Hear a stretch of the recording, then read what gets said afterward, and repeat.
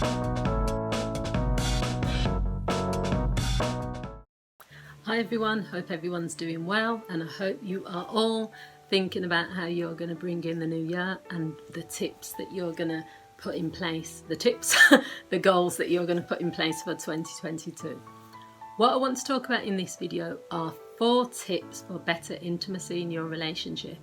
So as a relationship counsellor and a coach, and also just someone who's been in relationships myself, and I've always been open about the fact that, you know, I'm not scared about talking about intimacy. I'm not just going to be walking on the street and talking about like my sex life with strangers, but it's something I think that we're not that comfortable with. Talking about money, talking about people's weight, talking about intimacy issues or sexual preferences. It's just, in most communities and societies and countries, it's not the thing to do. Now, my feeling is that if you don't talk about something, it doesn't mean that it's not happening. It can actually make things worse. And when I've worked with couples where intimacy is an issue, they've actually found it quite refreshing to be able to say, you know, I don't like the fact that we sleep in separate beds, or I would prefer you to be more affectionate towards me, or intimacy doesn't have to mean sex. So it's just getting familiar with having adult conversations and just being honest about how you feel. So the first thing is to make an effort, initiate intimacy. So get in tune with your sexuality and your sensuality.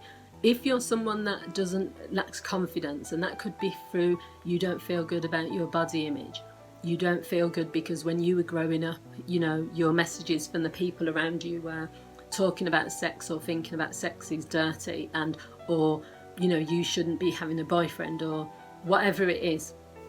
You have to get in tune with how you feel. So if you love your body and you love yourself and you are very sensual and you love the touch and the feel and you're just very in tune with things like that, then it will come across in your relationship. And you have to also think that it's not fair to ask one person to always initiate. There's a lot of relationships where one person always has to be the one that, you know, initiates sex or intimacy or cuddles or whatever it is. Make an effort, make a promise to yourself that you're going to make equal effort. But also, if you feel like it, if you're feeling horny, or if you're feeling, you know, that you want some affection or you want a hug, go for it. Don't just sit there and think, you know, I can't go up to my partner and give him a kiss on the cheek. I can't put my hand on, you know, my partner's leg. You can, if you're in a committed relationship, the consent is there, then do it. Just be more open with it. Number 2, be spontaneous with your affection. I've sort of covered it a little bit. Don't wait for a special time and place.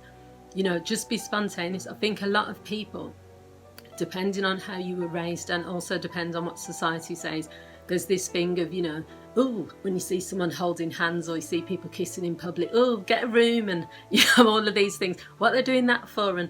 But to me, I think that's beautiful, because if you're sitting, you're feeling romantic and you're walking along holding hands, why shouldn't you kiss the partner that you're with? You know, fair enough if you're going to be full on having sex, you know, in a public place, people have got something to say, but a kiss, you know, you should be able to kiss wherever you want. And that spontaneity is what brings the relationship more connected and brings more intimacy. The third one is to increase the proximity that you are together. What I mean by that is there are too many couples who, and it's personal choice, where one person is on one chair, the other person's on the other side of the room, where you might have twin beds, you might have even in separate rooms.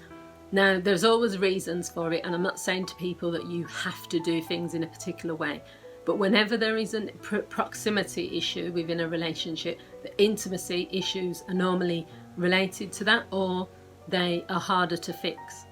If you're in separate bedrooms, it is 100% going to be harder for the intimacy levels, even things like spooning, cuddling, kissing each other goodnight.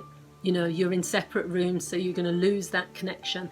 Being on separate chairs, fair enough, if you've been married for 20 years, people have their favourite chair, so maybe the guy's in the armchair, the woman is on the sofa. Change it up a bit, you know, lie on that person's lap, you know, just make a decision that you're going to just become closer in proximity. And the final one is to give each other compliments, make each other feel special. Sometimes that's one of the things that we're not very good at as human beings, is giving compliments. But we all need compliments to feel good, and it doesn't matter how long you've been in a relationship for. Saying something nice to your partner, like, you know, I love your outfit, or I love it when that colour on you, or you're so sexy, you're handsome. I used to say that to my partner all the time, you're handsome, and he said, no one ever says that to me except my mum, he said. And you know, if someone's gorgeous, they're gorgeous. So they're my 4 tips. Let me know what you think. Feel free to leave your comments, share, like, subscribe, and I'll see you all soon. Take care.